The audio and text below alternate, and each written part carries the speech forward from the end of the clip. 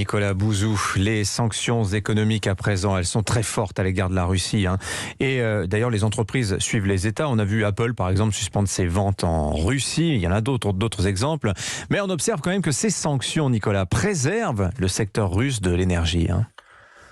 Alors vous avez raison Dimitri, mais il n'est pas certain que ça dure. Alors ce que vous dites est vrai pour SWIFT, vous savez que la Russie a été exclue de cette messagerie de transactions financières, mais que les transactions énergétiques ne sont pas concernées par le retrait de la Russie, notamment évidemment parce que l'Allemagne, elle a besoin de ce gaz russe et donc elle a besoin de le payer.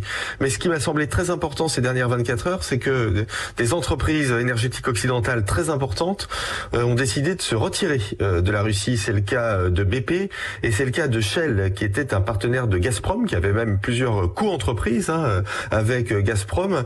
Et Shell apportait non seulement de l'argent, mais aussi de la technologie, en particulier dans le gaz liquéfié.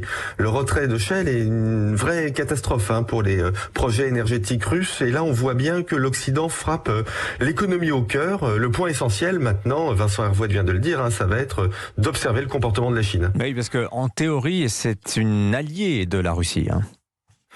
Voilà, alors c'est l'engagement qui en effet avait été pris lors des JO, mais enfin on voit que le ton est plus net que ça. Je vous renvoie aux déclarations du porte-parole du ministère des Affaires étrangères hier. La sécurité d'un pays ne peut se faire au détriment des autres. Donc la grande question économique aujourd'hui, c'est est-ce que la Chine va se substituer à l'Occident comme partenaire technologique et comme client de la Russie?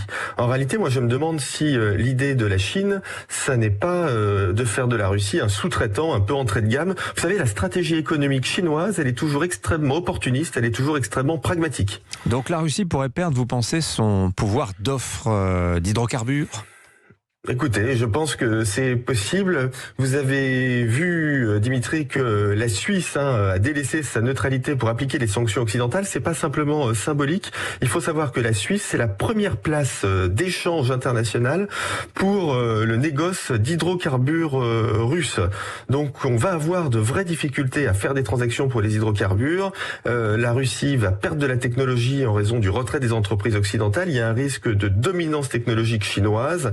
À terme, on voit bien que l'autonomie européenne énergétique monte, notamment avec la montée du nucléaire. Bref, quelle qu'en soit l'issue, cette crise, elle aura fait perdre à la Russie son principal avantage compétitif, sa puissance dans la production et dans la distribution d'hydrocarbures, pétrole et gaz. Nicolas, j'ai une question subsidiaire pour vous. Quand Bruno Le Maire dit qu'il y a un problème de principe à travailler avec le pouvoir russe, là, il parle aux entreprises, il parle à Engie, il parle à Total, est-ce que ça donne un peu le sentiment qu'il fait peser sur les entreprises un devoir moral que l'État devrait assumer? Qu'en pensez-vous?